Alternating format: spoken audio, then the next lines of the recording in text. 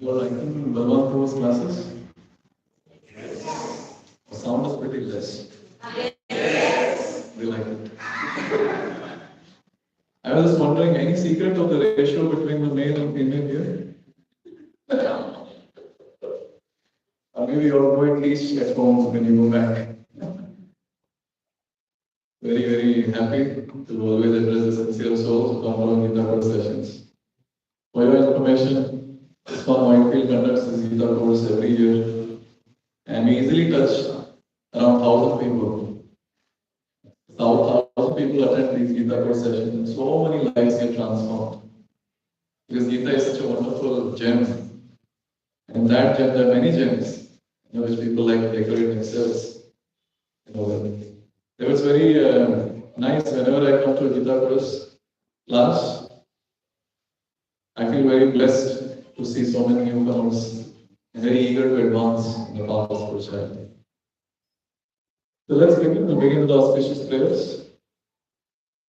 Please repeat. Om Namo Bhagavate Vasudevaya.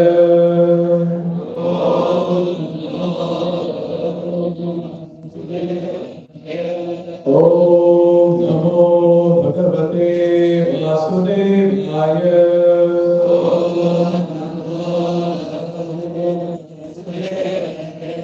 Om Namo Bhagavate Vasudevaya.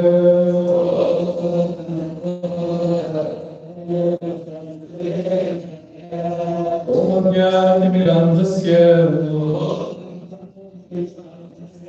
Jnananjana-shalakaya Chakshuromilitam Vena Tasmai Shri Gurave Namaha. Namo Vishnupadaya Vishnu-Vishnaya Bhutale Bhakti Vedanta Swami Namine Namaste Saraswate Deve Yogavani Pracharine Nirvishesha Shunyavadi Anushkatyareshatarine. Jai Shri Krishna Chaitanya Prabhu Nityananda Shri Advaita Gadadhar Srivasadi Gaura Bhaktivinoda. Hare Krishna, Krishna Krishna, Hare Hare,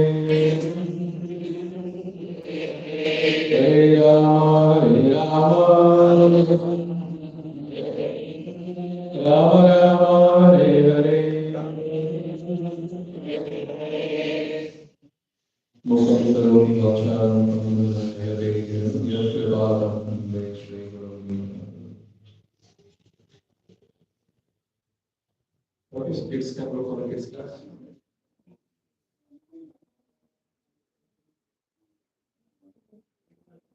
We're discussing from Srimad Bhagavad Gita.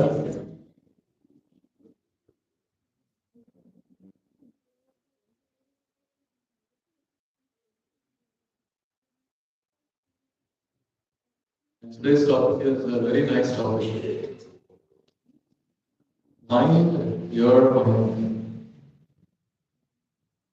Everyone in this world is troubled with mind. You're also troubled. And wherever I go, especially corporate professionals or MBA colleges, engineering colleges, they ask me to speak on mind. March first week, I've been invited to Mysore. There's a big corporate event, a flagship event. There also the topic is mind. People are so much troubled by mind. They want to find some solution to get rid of this entity mind. And all glories to our Founder Acharya, Founder Acharya Viscon, A.C. Bhaktivedanta Swami Srila Prabhupada. He is the one technically defined what is mind and how to control the mind. Can you imagine all over the world? There's so many people who struggle with their minds. And when they start coming through our discourses, when they start reading Gita, there's so much that they learn. Very peaceful after that. Very peaceful. It has been a good number of years now I've been giving these discourses. And every time when I meet newcomers in the sessions, especially when people come with some issues to discuss, only solution I give is just this: to control the mind, you need to practice spirituality. And it's so magical that people after a few weeks they come back and they go, I'm pretty peaceful after this. All glories to Srila Prabhupada was taught us this magical technique of controlling the mind.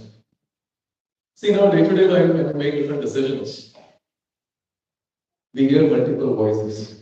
You all hear multiple voices, or it's only me? You also hear it? Yes. And at times it becomes very, very confusing. So many options coming from within. And for your information, one of the voices that comes from within is that of mind. So what is this mind all about? Let's try to understand from Bhagavad Gita directly. Please read. Bhumirapo nalo vayu Brahmano buddhivevacha Ahankara iti na prakritirashtadha. Yes, some of our authors can do the translation about it.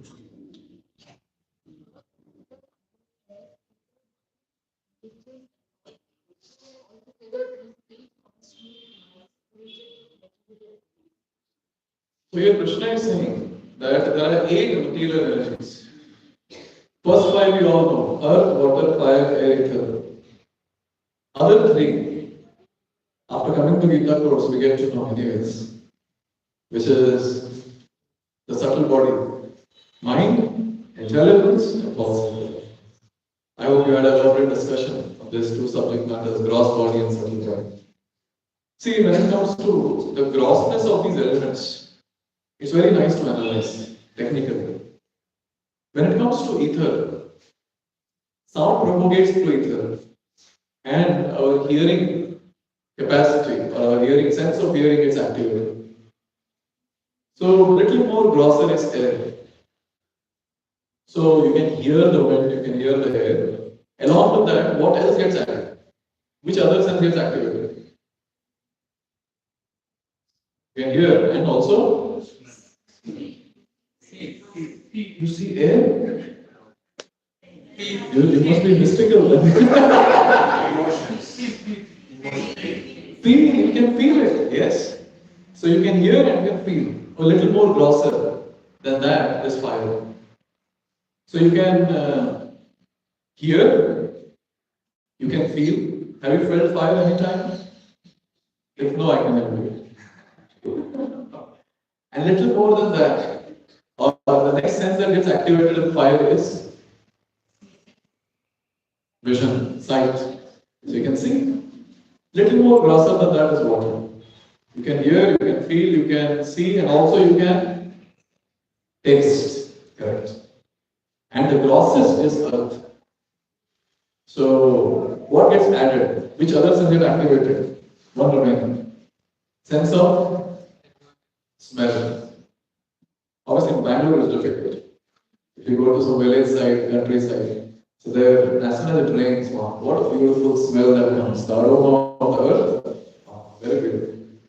So now, ether is the subtlest in our discussion. Yes, we cannot see ether.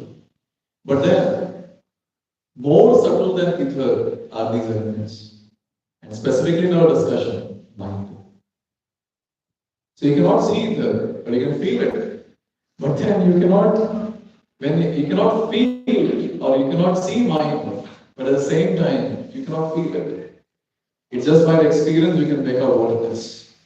Therefore, now the question comes, we will spend some time to understand how does this mind work? Very important. How does this mind work? Mind works on the two buttons, likes and dislikes. So you got on social media where the buttons are coming from? Directly from the mind. You see, the mind will say, I like this, I don't like this. So whenever you hear these words, I like and I don't like, that comes from mind. Technically, in Sanskrit, it is called as sankalpa, accepting. Vikalpa, rejecting. Sankalpa and vikalpa, this is what is the function of mind. I shouldn't ask this question, but then I'll still ask. Long time back, when you attended the session on body and soul, long time back, right? Now I'll get to and ask a question. How does intelligence work? What basis does the intelligence work? So mind works on the basis of likes and dislikes. Intelligence works on the basis of very nice, right and wrong. Well, one was praying, someone answered.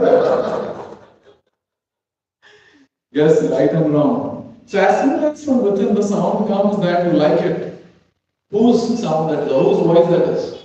Mine. When the voice comes that is not correct, whose sound that is? Intelligence. So there's all a differentiate between the two. But anyways, today's discussion is on mind, so let's dive a little more deeper in mind. So now the question comes, on what basis does the mind decides this likes and dislikes? And there's one word in Sanskrit which is called as samskara, which technically means impressions on the mind. See, all of us in our day-to-day life, whatever we hear, we see, all that makes an impression. How is it that the small kids, they so quickly memorize the movie dialogues?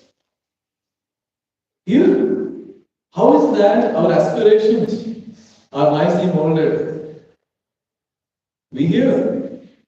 How is it that these marketing industries are so successful just by putting those billboards every nook and corner of the city?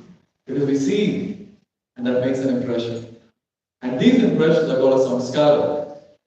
But here is a very important question. Samskaras only of this life? Because even a child says, I don't like this. He has hardly seen anything in this world. What do you say? Samskaras only of this life? Or previous life also? Previous life also. Because right from childhood, each one of us can just try to self-introspect. Right from childhood, we have likes and dislikes. And we don't know where it is coming from. We just don't like it, that's it. For me, I don't like harmonies. And I don't know why. And that's right from childhood. Is there? So the point that we're trying to make here is, we are exposed to this environment around, and all that makes an impression becomes a samskara. And mind decides likes and dislikes based on samskara. Is that clear to everyone? But the worst part is, the mind plays with these samskaras. It plays with all of us. Therefore, we're children. Anyone does here video editing or photo editing? No. If you have some idea, there are many softwares to do that. Any software, best software. Adobe, yes. And? No problem. So, Gen Z can tell it better. But you know what? The best software is the mind. Best video and photo editor. I don't know how many of you experienced, at least I have experienced this in my childhood. Somehow I had the craze of watching the ghost movies. That too in the night time. And then at night, or there will be scenes where the ghost is chasing someone, the person is running. And at night in the dream, the ghost is saying, and the person is running, he is changed. Have you all experienced this? Everyone? And it will be very flawless. You cannot make out also that there is a cut and paste that has happened. It's very natural, it's there. Who did this? The answer is not. Mind is that best photo editor, best video editor. I still remember, whenever I speak about sometimes I remember this. There was one time when my friend got married and he sent me his marriage photos. And before sleeping I saw that. I don't think I'll explain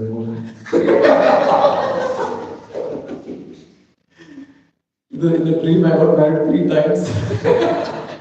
And I was sweating when I got up. Then I was okay, I'm still in the monastery, okay. The mind is such a culprit, you see, such a culprit. But on a serious note, how does mind play with all of us? We need to understand this technically. Because only then we can tackle this mind.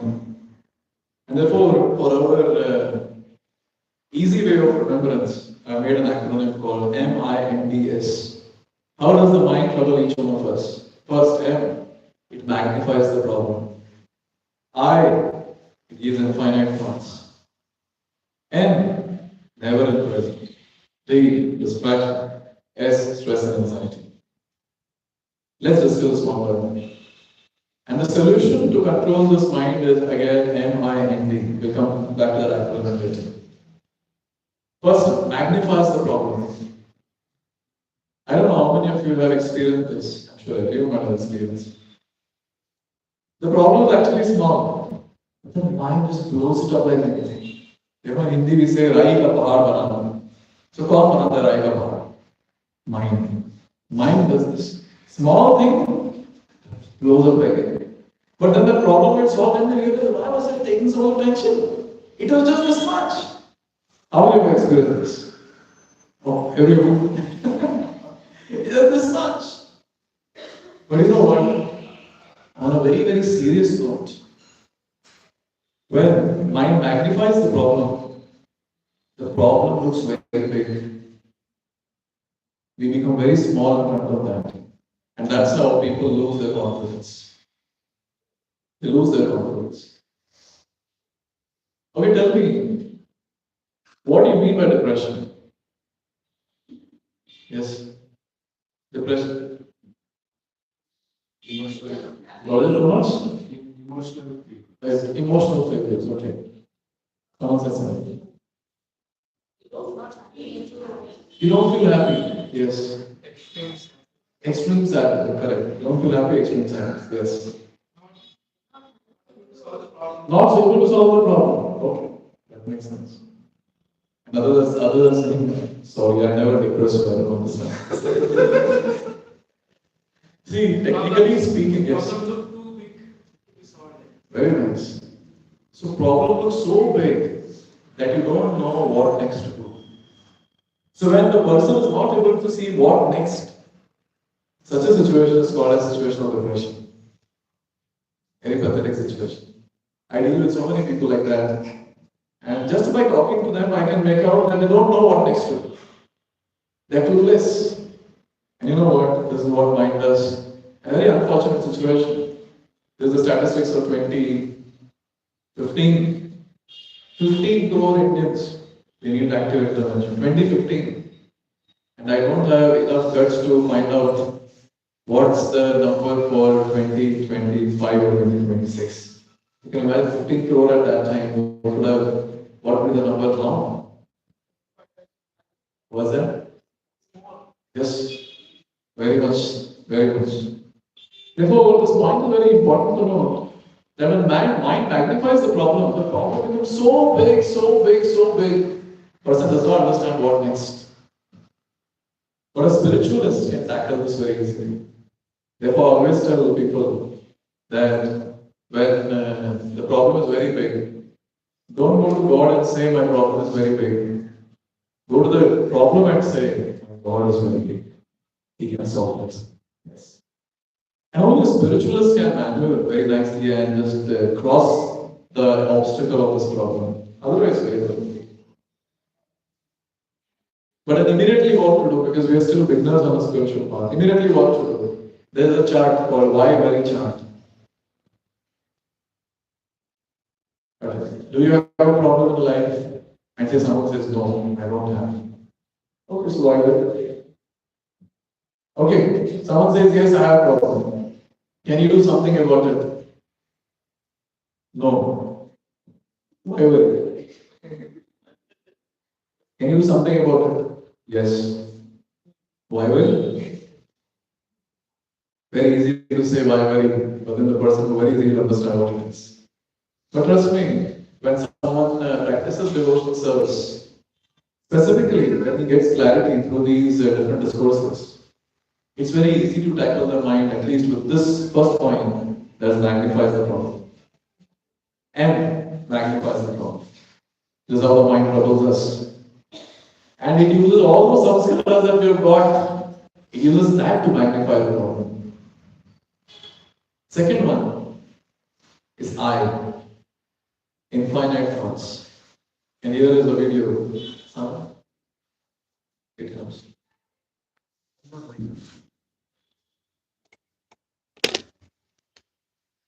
So here is the video which talks about displays it very nicely.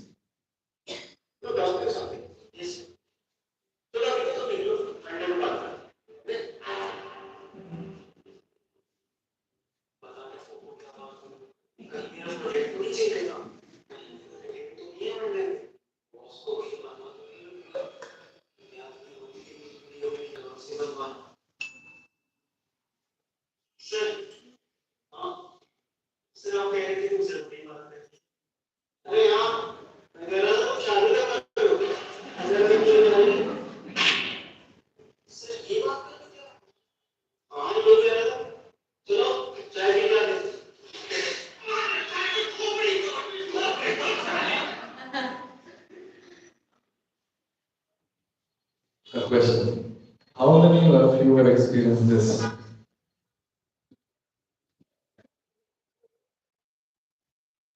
This is what mind does. Infinite, uncontrolled thoughts. Infinite, uncontrolled. It just goes on and on and on and on. There is no end at times. And I'm sure when you're sitting in my class also you will be doing that. You'll hear something and the mind will take you to it. And then on and on and on. See, when it magnifies the problem, when it magnifies the problem, self-confidence goes down. But when these infinite thoughts come, obviously it was humorous to see this, but then on a very serious note, it also has a great potential to create a lot of negativity.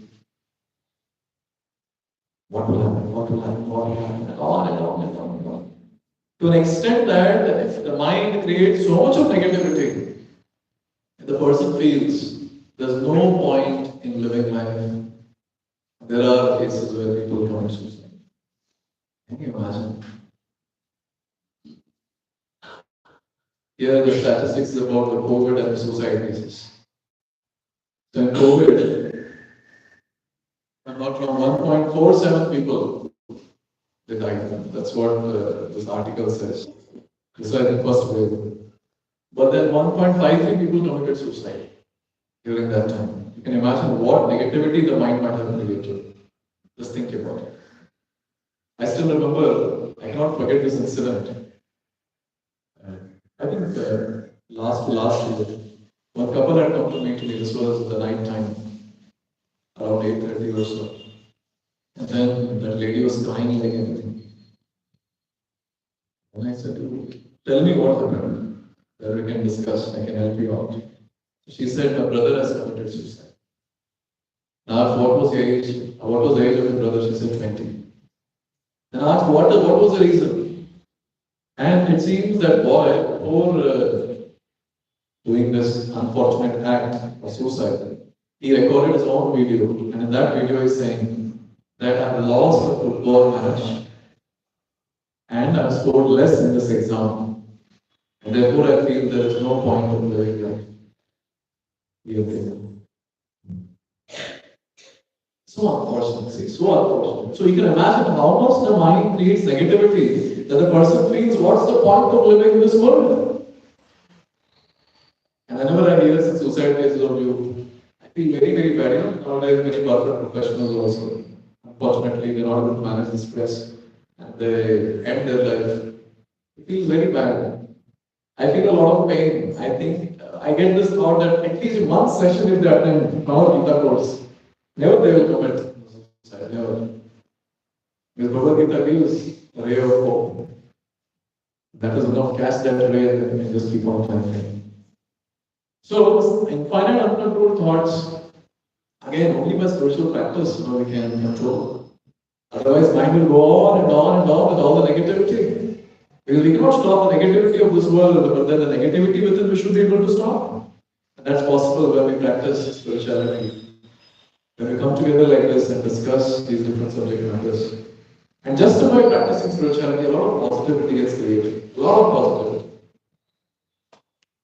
Another case study, one of our students, youth. By the way, yesterday I was in Indiranagar giving youth class. So we had around 30 to 40 boys who were attending the class. And back to back again and Indiranagar today. So one of the boy was coming to a program. He called his mentor in the middle of the night and he says, "And I'm not feeling like living, I want to commit suicide." Now we have trained all of our mentors very nicely, so he could counsel that person. And next day morning he came to me. And we asked him what happened. He said, "I also don't know, there was so much of negativity. Only after speaking to you," to that mentor he was saying, "only after speaking to you, I got some hope that there is some point of living in this world." Therefore, it's very important to have that positive attitude, and that comes to spiritual practice for me. That's I, infinite uncontrolled thoughts. So M stands for magnifies the problem. I, infinite uncontrolled thoughts. N, never in present. Either it goes to the past or it goes to the future.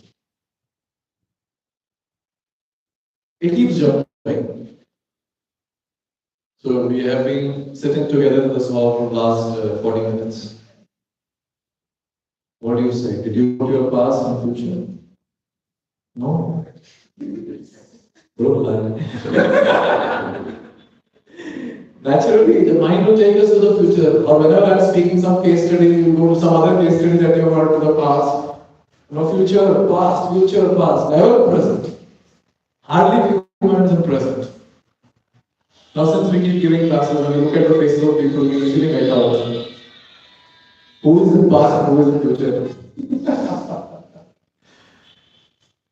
Mind does this. It does not allow us to be in the moment. It does not allow us to be in the moment. Let's have a logical analysis. Can we change our past? Do you for sure know what's going to happen in the future? The mind has these two wings of past and future and keeps flying all the time. It does not allow us to experience the pleasure of being in the moment. When we talk to corporate professionals, they ask this question: how to increase productivity? I always tell them one thing: experience the bliss of being in the present. And this is again possible only by a spiritualist. We do mantra meditation towards the end of the class. So that mantra meditation is a technique by which we pull the mind back on the mantra. It will go 100 times outside, you get it back 101 times back to the mantra. So you train yourself like that to be in the present. And therefore you see a spiritualist. Same, he also has the same 24 hours, but he is able to do much more than that of an ordinary person. And the reason is this: because they are able to pull the mind in the present. So how the productivity increases? Nothing much. Just keep the mind in the present. See, all of us know when we sit here in this place on a Sunday evening, there's so much to learn. And therefore you have been coming week after week. But still, the mind is such a culprit. 1 hour discourse, and you properly analyze, maybe max half an hour you might be attentive. Going around here and there, suddenly people laugh with some joke. What happened? What happened? That's the thing. By practicing mantra meditation, you can pull back the mind in the present. So this is N, never in present. Never. M, I, N. D. Mind distracts all of us. It distracts all of us. Okay, let's do a quick activity. Just for 15 seconds, close your eyes. Only when I tell you open, then you should open. Okay? Then I'll ask you a difficult question. Is everyone's eyes closed?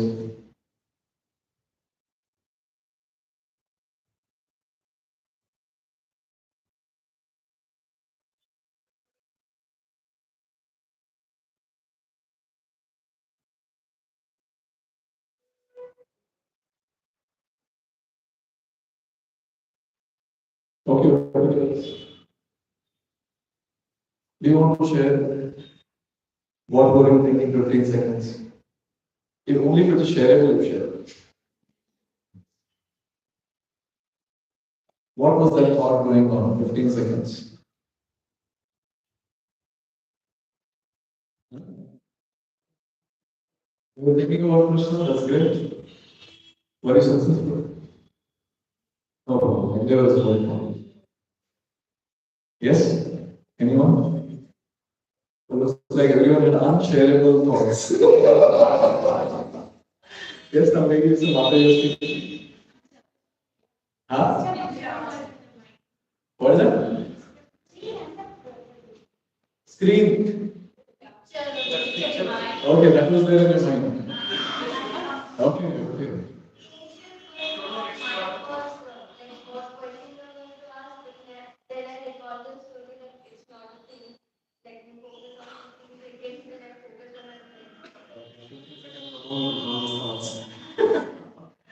Just imagine, yes.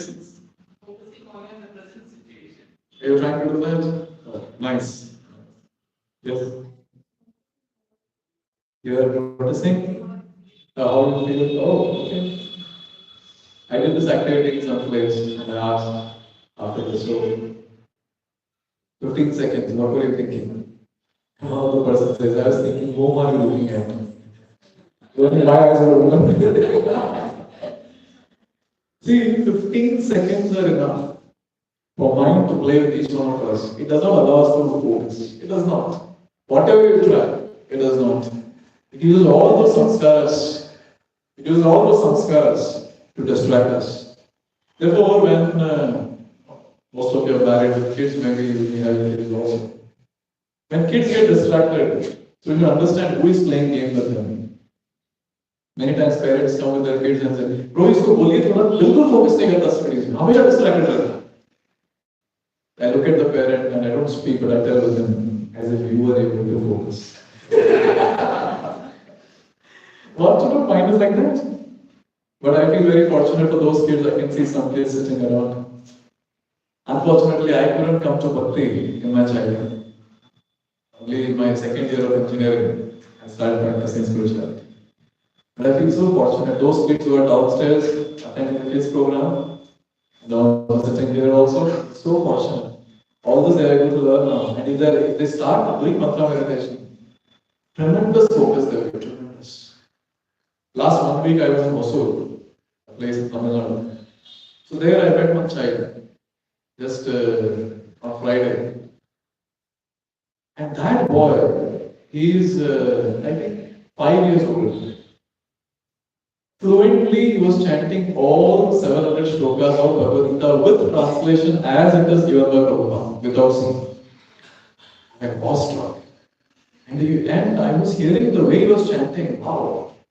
Like some Vedic hymns, as some Pandit was chanting, like that he was chanting. And I was asking his father, how is it that he's so focused? And he said, when he started speaking, the first few things that I thought was these all these shlokas of Gita. I've heard kids chanting shlokas. So it was not very new for me because many of our kids in our community of ISKCON Whitefield, they chant shlokas. But the more fascinating thing was, word by word translation is also same, including the first verse of Srimad Bhagavatam. Huge shloka that is. And you remember everything. He was so focused, and then I asked some more glories can you tell about your child?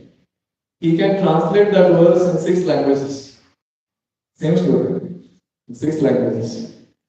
And he can easily give a class on any verse of the Bible.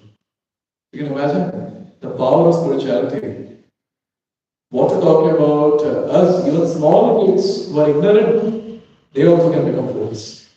Therefore, always tell parents that if you can take up the spirituality seriously, Just by looking at you, the kid will also follow.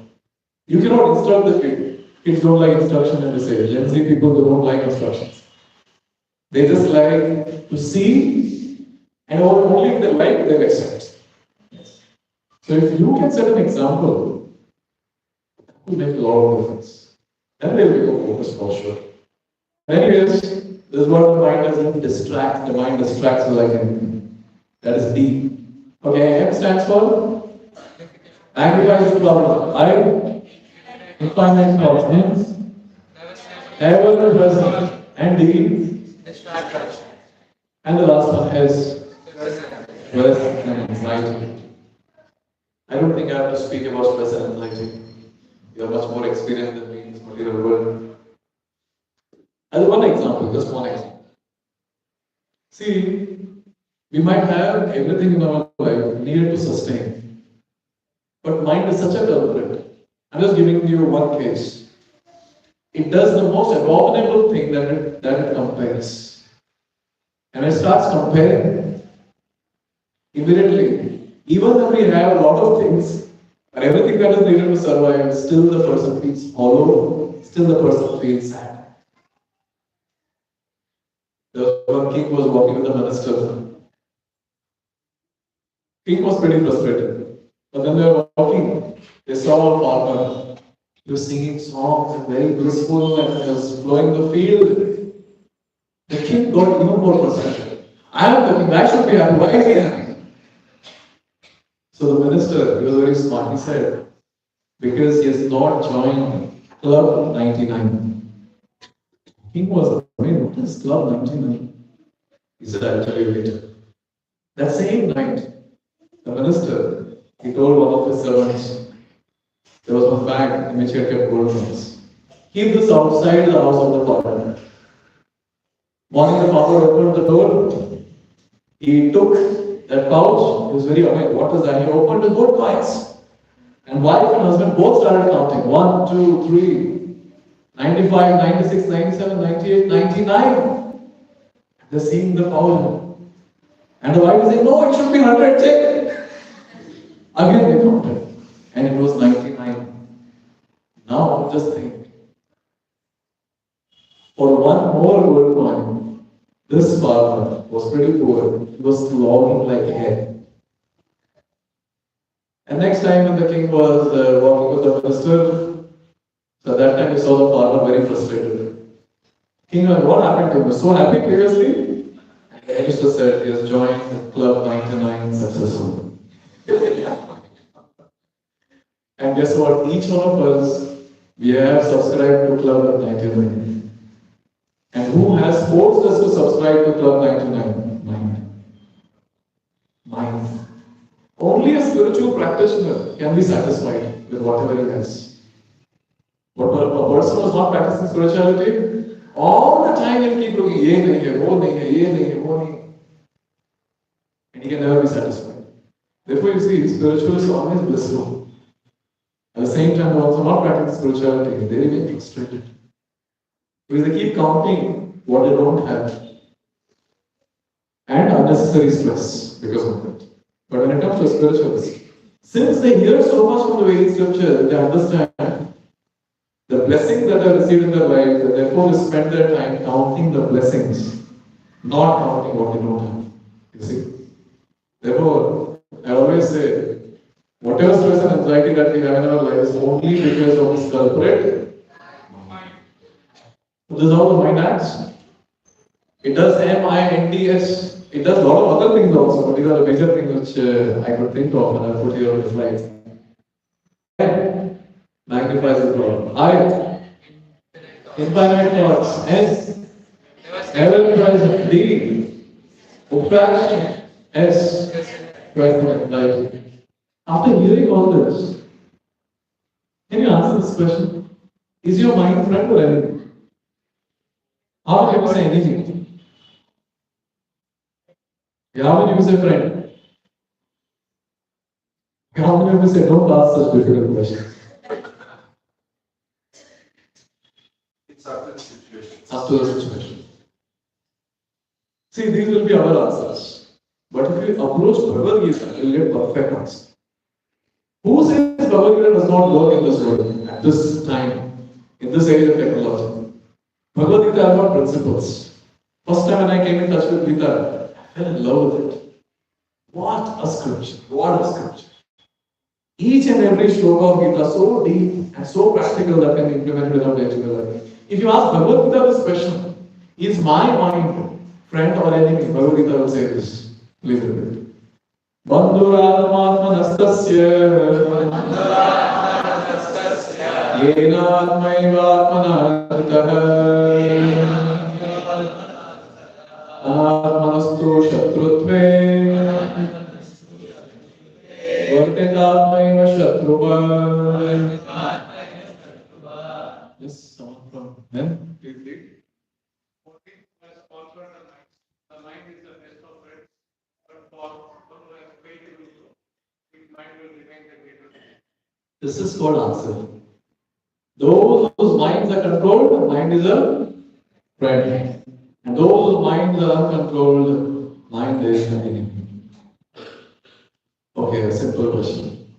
Currently, your mind is friend or enemy? Now you are enemy. Therefore, you will see, mind will give a lot of ideas. How not to practice bhakti. How many, okay, one question. How many of you regularly chant Hare Krishna Maha? Regularly means every day. On the beats.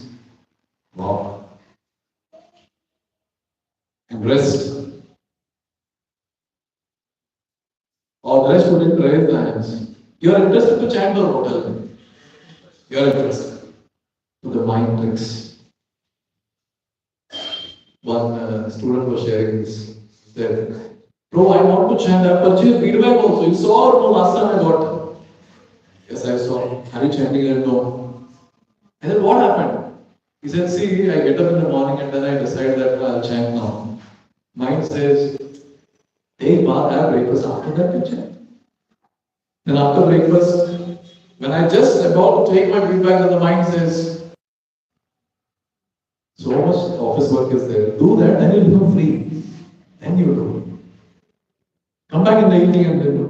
After coming back in the evening, when I approach to pick my feedback, mind says, you're so tired, man. You must relax. Have dinner. After that, pick up the feedback and chant. And after dinner, the mind says, you're tired, go to sleep. Next day, you'll be fresh, start chanting. That day never, therefore we say tomorrow never comes. And who is the culprit? Uncontrolled mind. I've written an article, maybe on the internet you can find. Men, very chanting or go. That go is mind. This was during immediately after my college, I joined as a faculty for 1 year. So what happened is I was in the same classroom. I was in the same classroom where I used to sit as a student, and now I was teaching as a teacher. So I just turned and then I looked at the audience. Suddenly, it was like a flash that I am sitting there. Then I went to the staff room. And then, I was a teacher at that time, I went to the staff room. I sat at my place. And I started thinking, what happened? And then I started penning it down, and that came out as an article. Because every semester, second year I started practicing, but every semester my mind would trick me. Next semester you become more serious. To an extent that I passed out, I became faculty in that college and I was not yet serious. So that day I wrote the article, and then I was thinking, what else mind can do to trick me after this also? Then I extrapolated the thing. So say the person who is working, when he wants to take up bhakti seriously, the mind will say, now you need to settle first. After that, you start practicing bhakti. Anyways, you're young. In our center, a person came to meet me and he said, my family members don't allow me to practice bhakti. I said, what is your age? He said, 65. And you know what the family members say? They say that you're not too old to practice bhakti. And after you get a nice job and all that, then the mind will trick. Most of you are married for young youth, I say this. The mind will trick. you're single, ready to mingle. Get married. Then you'll get lost, shining, peaceful. And then we get a child. Then take care of the child. Then the child grows, he's married, and this and that. And finally, even at the time when we are invalid, literally on the deathbed, still the mind will keep tricking to do this or that. Therefore, we call the mind as an enemy. And these are not my words. Arjuna on the battlefield is saying this. See, he says this, please repeat. Chanchalam himana Krishna Kamati Balavadranam Tasyaham Nigram Manye Vayu Eva Sudushkaram. So here Arjuna is telling Krishna, hey Krishna, my mind is chanchal. What do you mean by chanchal? Restless. My mind is restless. Then he is saying, Pramathi, Balavat, Vrida. It is so strong, it is so determined, it is obstinate. Oh Krishna, controlling the wind is easy, but controlling the mind is difficult. Controlling wind is easy. But for Arjuna he is saying, for me controlling wind is easy, but controlling mind, very difficult. And this is how the mind begins. You put the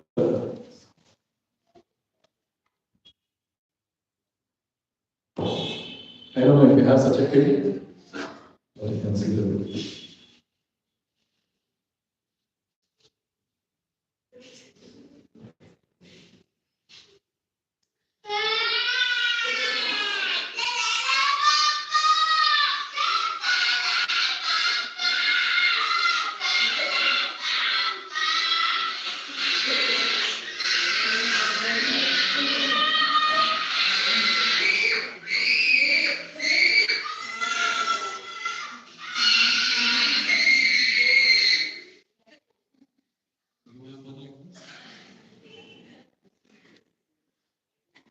Tell me, what will the parent do in the video?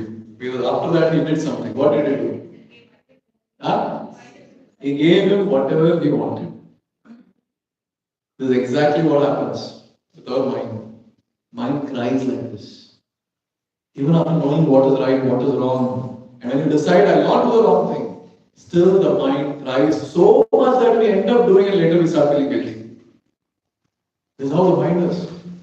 Chanchal, at the same time, very strong, very strong.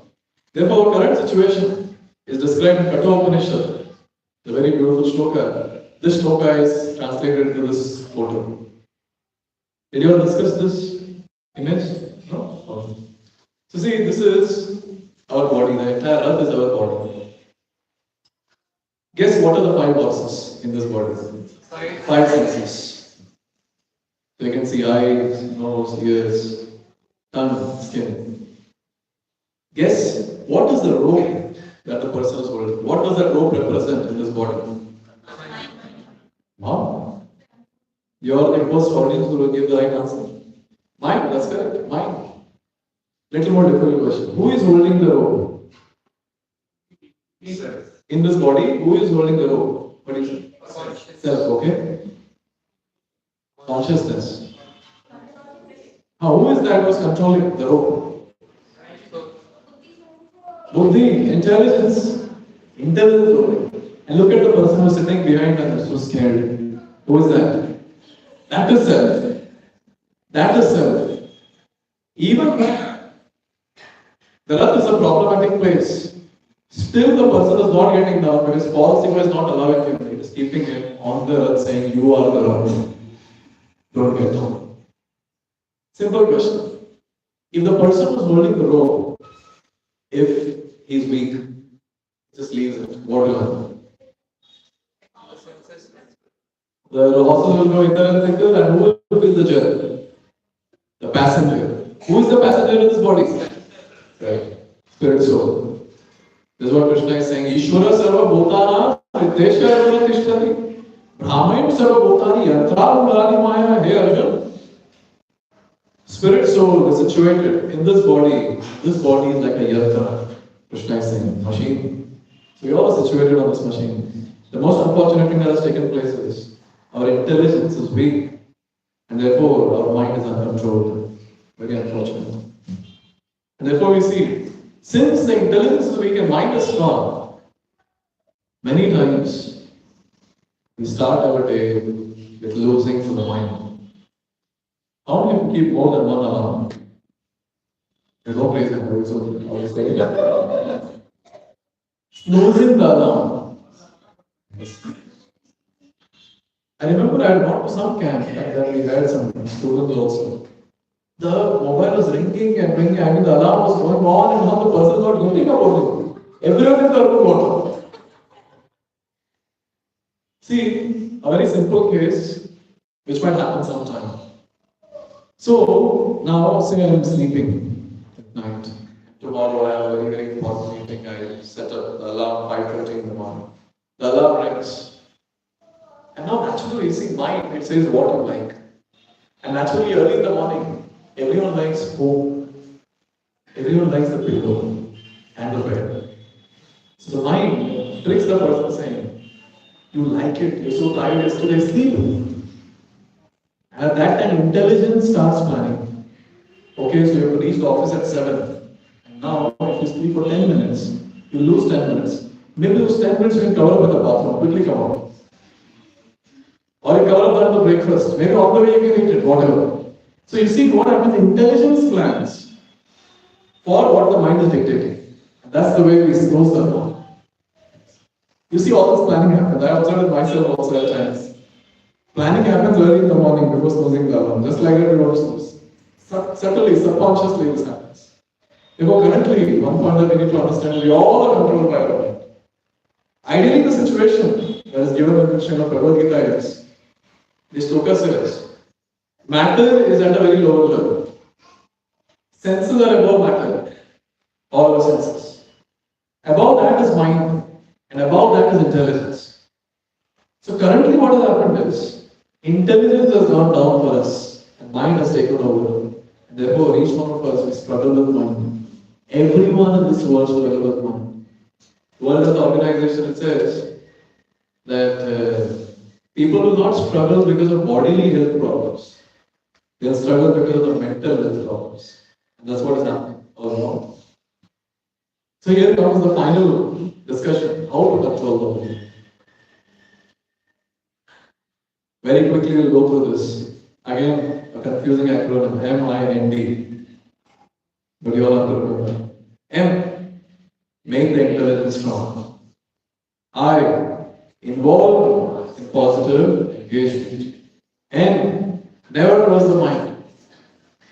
And D, delete the previous impressions. So M, make the intelligence strong. How do you make the intelligence strong? By eating badam. What's that? Amazing, spiritual knowledge. See, now you have come for 4 sessions. Tell me, how many of you have felt that there is a change in your perspective, the way you look at this world? Whoa! Because you have an amazing course instructor. See, just by attending few sessions, you just attended 4 sessions. That's it. And literally the perspective changes. Why? Because the intelligence becomes sharp. Because now you know what is correct and what is incorrect. Absolutely, what is correct, what is incorrect. So when you read more Shastra, when you read more Bhagavad Gita, and when you attend these discourses, you will see your intelligence become very strong. And easily, the intelligence will be able to make out what is correct, what is incorrect. And when the intelligence is strong, the mind will be controlled. Therefore, I always tell that for the sake of your kids, you practice bhakti. Because if you practice bhakti, they'll observe you. Maybe at this point of time, they might not be that qualified to pick it up, but surely in future they'll pick it up. And that is the actual contribution of a parent in the life of a kid. Because when the kid is stuck and parent is not available, he should know what he's supposed to do. And that is possible only through an example of a parent. Therefore, every kid, especially now, such a dirty age this is. The smartphone is so smart that it dirties even the smart living entity. Dirties the consciousness. So much of nonsense is available, so much of nonsense. But then only when these spiritual practices are done every day, spiritual knowledge is gained, Everyone, including small kids, will know what is right and what is not. And I'm so proud to say this. In our community of ISKCON Whitefield, we have more than 1,000 people, and in that we have so many kids. 1,000 adults, more than that we have kids. And I'm so proud to say that even when these kids go to hostel, because at home obviously parents are in control. When they go to hostel, they are so sharp. They have the power to transform others with the wisdom that they are given back in childhood. Therefore, whenever I see small kids attending these kids program, that's happening now. When they recite shlokas, hear stories, etc., I am very jealous of them. I didn't get that in my child. They're very, very fortunate. Very, very fortunate. So, how was the intelligence made strong? By these discourses, by reading scriptures, specifically Bhagavad Gita. So, M stands for make your intelligence strong. Only Badam will not work. You need Bhagavad Gita also. Second, I involve in positive engagement. See, till now, each one of us, so many impressions are there. Sometimes people ask how to get out of the traumatic impression which I have in my mind because of previous experiences in life. Many times people ask this question. I always give the example of red balls and white balls. Our mind is like a magic box. Say in that box, there are a lot of red balls and 2 white balls are there. When I put my hand inside that box, what is or which colored ball has the high probability to come out when I pick it out? Simple, right? Simple. That's high probability. Those red balls are negative impressions. So how to overcome negative impressions in our life? Add more white balls to it. What do you mean by that? Add more positive impressions. More the number of white balls. Our white balls should be so much now after coming to Bhakti. Red balls should just be buried inside. Kilometers out should be white balls. And then when you put your hand, surely you can say what will come out is a white ball. And literally you have to struggle a lot to get a red ball. Put your hand inside and then you struggle. What are those white balls all about? Positive engagement, spiritual engagement that you give to your mind. Every time you come to a temple like this, you take darshan of the Lord, you hear discourses, you chant Hare Krishna. I also heard we had a festival here, Pushpa Abhishek, last week. We had Pushpa Abhishek. So when you witness all this, what happens? White balls are getting added. More and more and more and more. And these white balls will help us to bury all those red balls. Therefore, I always say, be very intelligent to choose your activities. Involve your mind in positive engagements, specifically spiritual engagements. M, make your intelligence strong. I, involve in positive engagements. N, never trust the mind. Will we ever trust our enemy? We'll always be alert. When you know that someone is your enemy, you'll be always alert. Unfortunately, we don't understand mind is our enemy. As soon as you decide, specifically when it comes to practicing bhakti, as soon as you decide that I'll take up bhakti seriously, and mind cheats you and tricks you with these various thoughts, you chastise the mind, shut your mouth. I will follow what is told to me in Bhagavad Gita and my spiritual mentors. I'll follow that. So this is something that's very, very important to know. That as soon as mind clicks, immediately you chastise the mind and you don't do what the mind says. Never trust the mind. And all these problems happen to all the impression that we have, samskaras, is somehow we get a delete button in our system. Wow.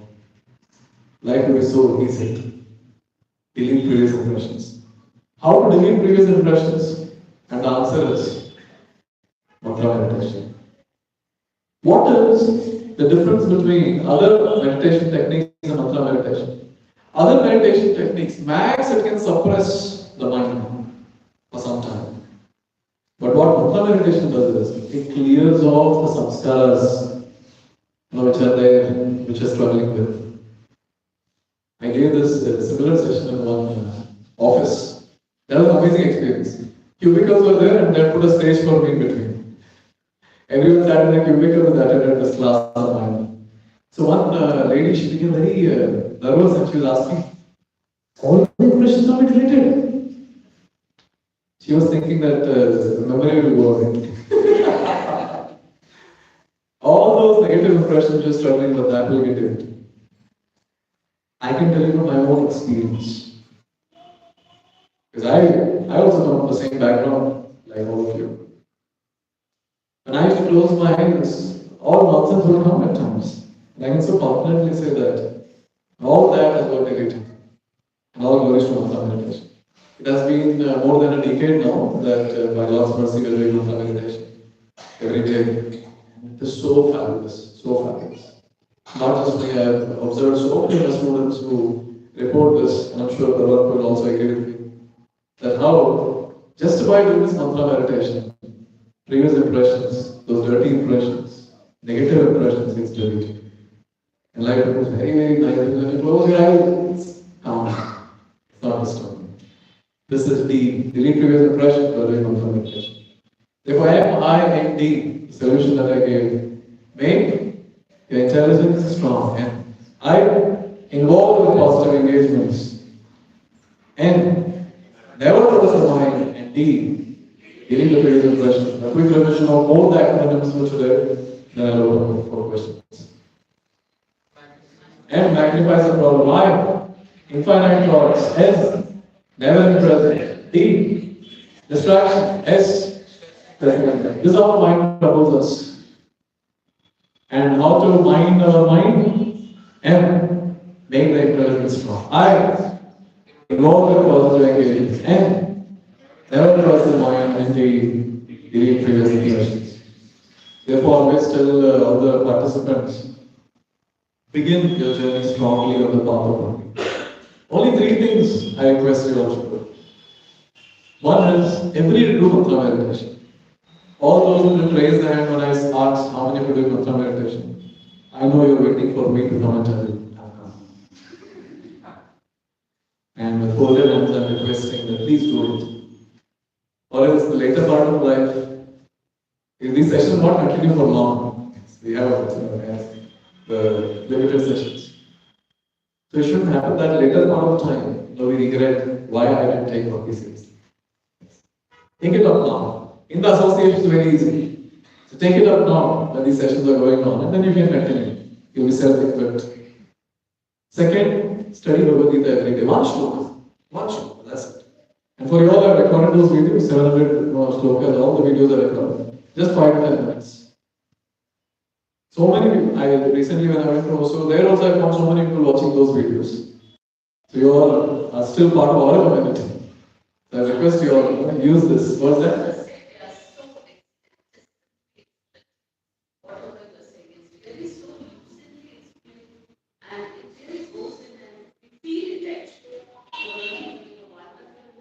Thank you very much. Thank you. With your blessings, all of your blessings, I can continue my service. So please utilize, these videos are available in the form of an app. It's there on the YouTube also, so you can utilize. And Sunday evening, make sure your calendars are blocked for this place. Never miss these sessions. Never. Because if you miss one session also, it will be a great loss. And as I said, we have just few more sessions remaining. And I'm so proud to say some of the students, they alter their schedule just to make sure Sunday evening they are there. Even if they go outstation, they will come back Sunday afternoon to attend Sunday evening class in different places. So these are three things. Chant every day, study Bhagavad Gita at least one shloka, and don't miss a Sunday evening. Thank you very much. Hare Krishna.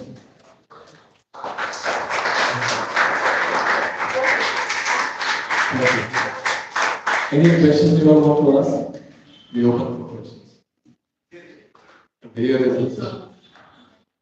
Yes.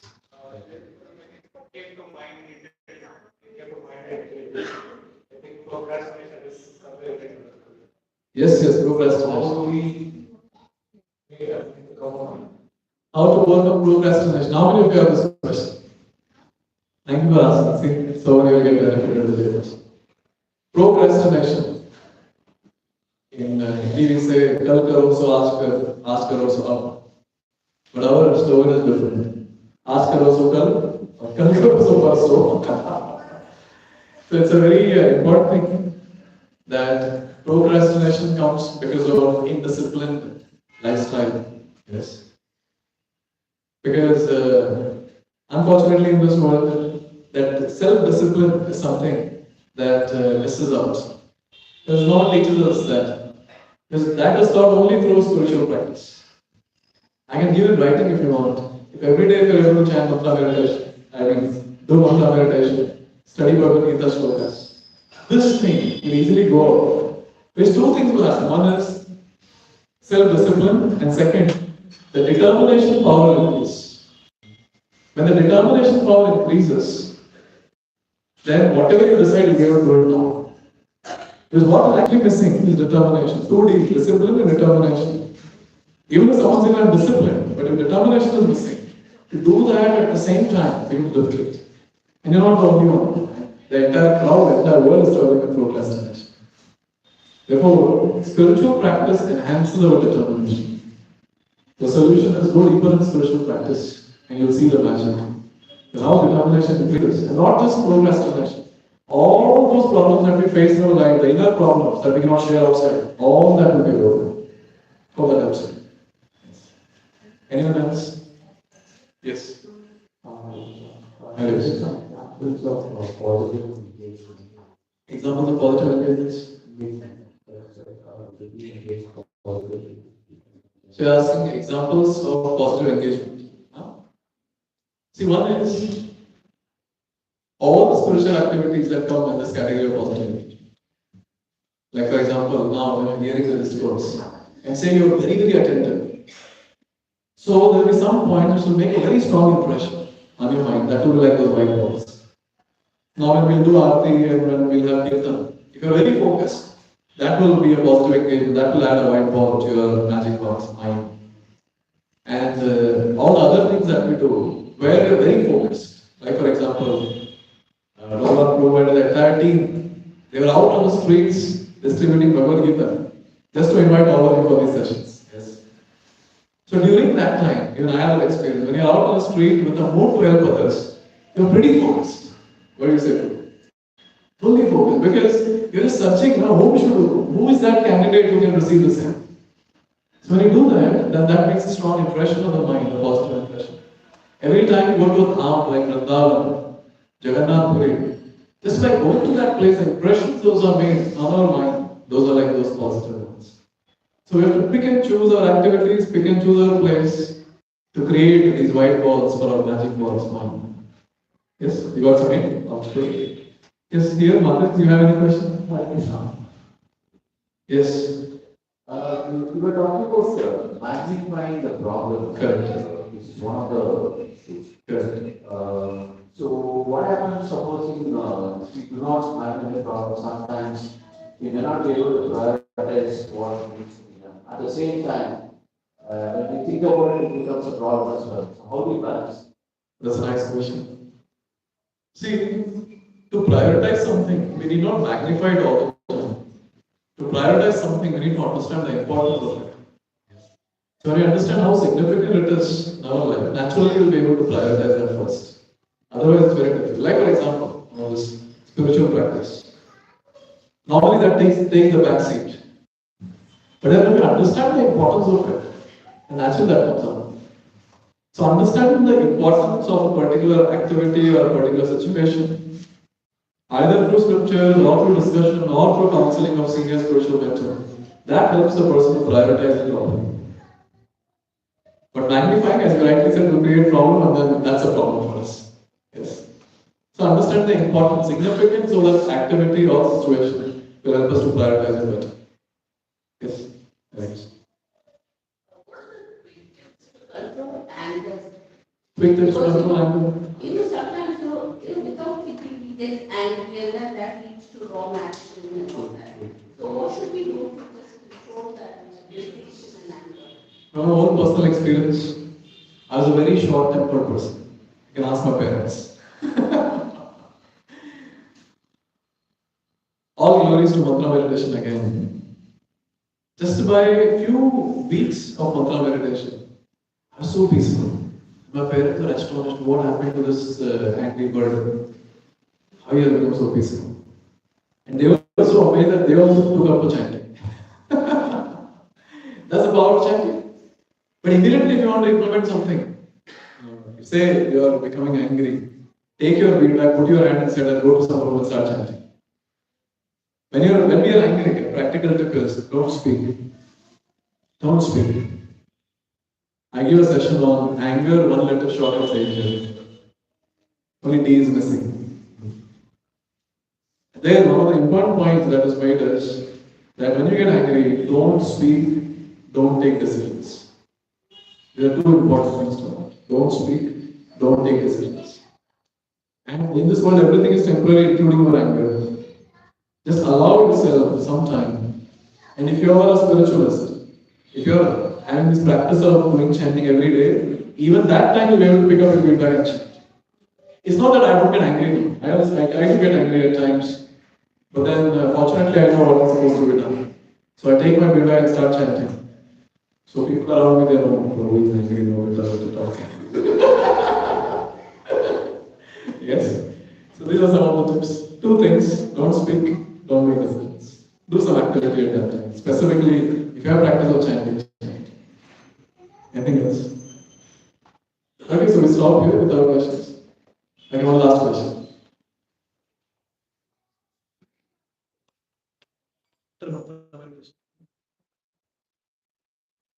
We learn two things.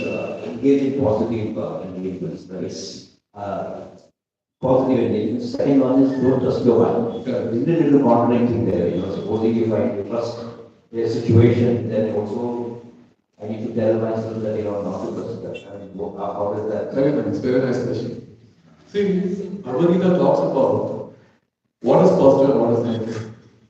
I was so amazed. Chapter 17, Bhagavad Gita talks about which foods are positive, which foods are negative, what sort of austerity is positive, what sort of austerity is negative, and various other things like charity, this and that. So many things are spoken. Positive, medium, negative. Goodness, passion, ignorance. Spoken very, very clearly. So we need to understand absolutely what is positive and what is negative. And that happens in the discussions. That happens when we read Shastra. Because what you believe and what I believe as positive or negative, actually that doesn't matter much. Because that's coming from the mind and our mind is uncontrolled. Therefore, we need to understand absolutely what is positive and what is negative. Just a tip. Anything that helps us to advance on spiritual path, that is positive. And anything that takes me away from the advancement on the spiritual path, that is negative. Because many times people ask how to make decisions in life. Yesterday also a boy was asking. He said how to choose, his question was very nice yesterday. How to choose between good, and I was expecting him to say bad. He said how to choose between good and good. What a question. And the answer is you choose good and good. You choose one of it based on what will help you to advance in spiritual life. And that understanding and depth of what you will take you closer to spiritual life comes through Shravana, hearing in satsang. That will help you to understand. Otherwise, mind is just a culprit. Just like a economist. So even today, when I want to decide something, I always refer to scriptures. When someone asks me questions for counseling, so I always refer, okay, which shloka will be able to solve this problem? Because my mind is also, I cannot trust my mind. Still, I'm not there at that level. Let me frankly say that. So I refer to scriptures. I talk to my superiors, check with them from their experience, from their realizations. Know what is the right thing. Is that okay? Okay, so very nice. We can take questions. There are two. Yes. Who has the mic? She has the mic. Yes. Hare Krishna Prabhuji. Just a quick question. So, as mind is working on likes and dislikes and intelligence is working on right and wrong, whenever we sense something by any of the sensory organs that we have, the first thing always comes as good or bad. Like it's a feeling of like and dislike that is associated with us for good and bad, and then lot of sanskars and karmas that we are going to do. Yeah. But that first natural instinct is always there. It can be for a person, it can be for a feeling, it can be for anything. Right? So how do we say that because the first thing is not in our control. Second thing is something that we are consciously thinking and we can then decide based on the feedback we get. But the first thing is always there and that unconsciously happens. Similarly, I feel like for anger also. That is the first impression because we are not liking that particular situation and that is the first reaction that our mind is then feedback loop is also in the negative way only. I got your question. Yes. So the first thing is this: how to deal with it. See, one thing that we need, as you rightly said, consciously we need to decide. But the first thing is this. So two things are there. One is, we have a stimulus and there is a reaction to that. So we have stimulus and a close reaction. So stimulus, what you're saying, is as soon as some sense touches the sense object, there is a stimulus. Now how I react to it, that will decide. Be it anger or be it some sense gratification or that. If somehow we have the stimulus and then we have this reaction, somehow I get a space in between to think, then my life will be simple. Yes, correct? That's what you're saying. So we have stimulus and you think and then you respond. You don't react, you respond. So that space is something that needs to be created, which is not possible for ordinary human beings just like that. Only for a spiritualist who does everyday spiritual practice, this conscious space will get created. Therefore, there's no problem in liking something. But the thing is that is it proper for me or not? That's the question. And that question you can ask in this space. Similarly, when I get angry, so now it's very easy to say don't speak, don't take decisions. But then that will happen only when you have the space. So this space is something that we have to create. And this entire endeavor of these sessions and whatever we are speaking is all about creating the space. When we create the space, we think, and then we go in. I have so many examples where people have taken days together to respond. That thing has to be, some people will be very reactive, but there are nice spiritualists who might know they have taken days to respond. And just because of that, they are high level spiritualists. They have so much space to think. Yes. Let's say if somebody is responding in a delayed fashion, that can be good in their perspective, right? But the other person whom they are talking, they will be looking for or seeking a answer something, maybe answer or response or whatever they perceive as this. They need immediate actions like Yes, results, right? So whatever is good in one way is bad in another way. It cannot be always delayed. That space can be few seconds of thought, that can be few hours and few days also. So when a person practices spirituality, he has enough intelligence to decide quickly to do what. And he has that enough intelligence to understand, okay, how much to delay. Yes. So space is there, and along with that, you have that smartness, intelligence to decide what has to be done. So therefore, it can be few seconds, it can be few days also, depending on the situation. Anyway, all this will be Latin and German, what I'm speaking. Only if you tasted what I'm speaking, you'll be able to do it. Because personally, we practice this. So that's what I'm sharing. That space has to be created. And we are fortunate that we're able to create some space and able to manage whatever we are saying. So I would request you all also create that space. That's possible with spiritual practice. Last question. Now don't raise hands, anyone. Okay. I'll answer your question personally. Yes. Thank you. Prabhuji, how do you differentiate proactive thinking and overthinking? Proactive thinking and Overthinking. it's pretty simple. Overthinking will destroy our consciousness. Will feel stressed out. Proactive thinking will keep you active. The word itself is proactive. You'll be active. You'll not feel low. Overthinking, whenever you do overthinking, it feels like some burden is there on your head. Do you agree? Yes. That's all. That's the difference between the two. Okay, so let's do mantra meditation. We have spoken a lot. So all of you are please. Although you're sitting down, you want to stand up and stretch your legs, you can do it. Yes, you can do it if you want. Then you can sit down.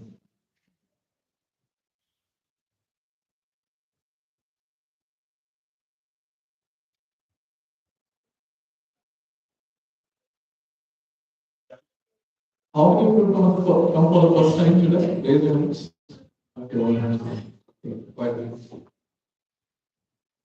So I'll show you how to chant on beats. Everyone received the beats?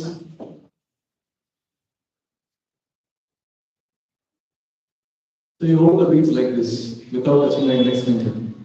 If you're not receiving the beat, you can raise your hands and volunteer the beat. So you hold the beats like this without touching the index finger, and this feather beat will move towards you like this. Try again. It will move towards you. Okay? On every beat we'll chant the Hare Krishna Mahamantra. Hare Krishna, Krishna Krishna, Hare Hare. Hare Ram, Rama Rama, Hare. So let's begin with the first beat. Just after the feather beat, that's the first beat. Let's begin with that. So everyone close your eyes. So don't open your eyes till I ask you to open. Let's prepare our mind for mantra meditation.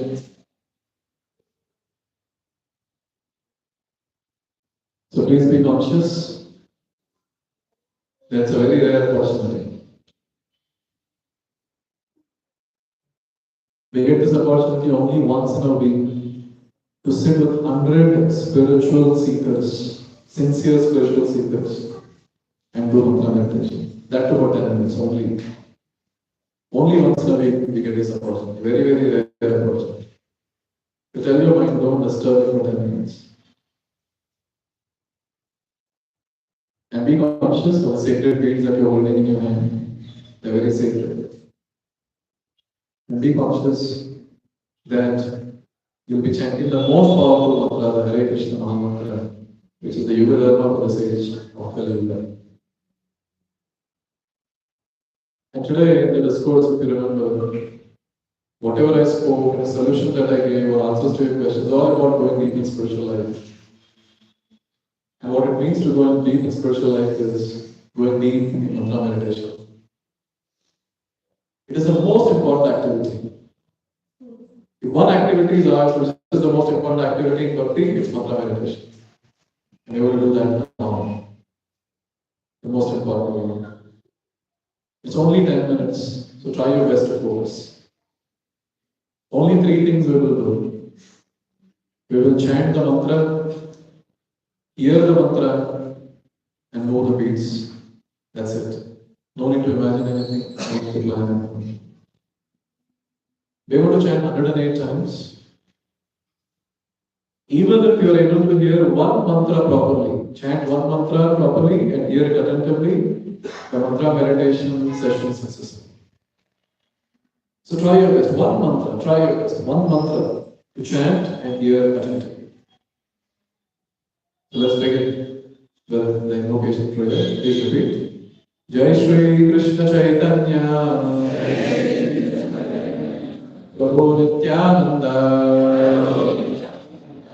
Shri Advaita Gadadhar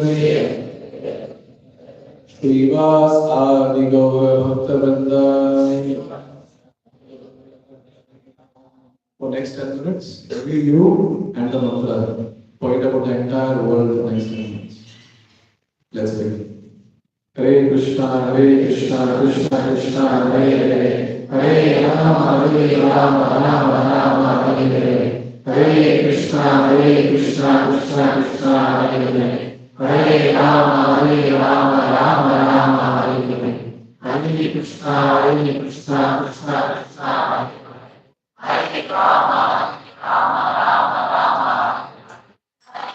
Krishna, Krishna Krishna, Rama, Rama,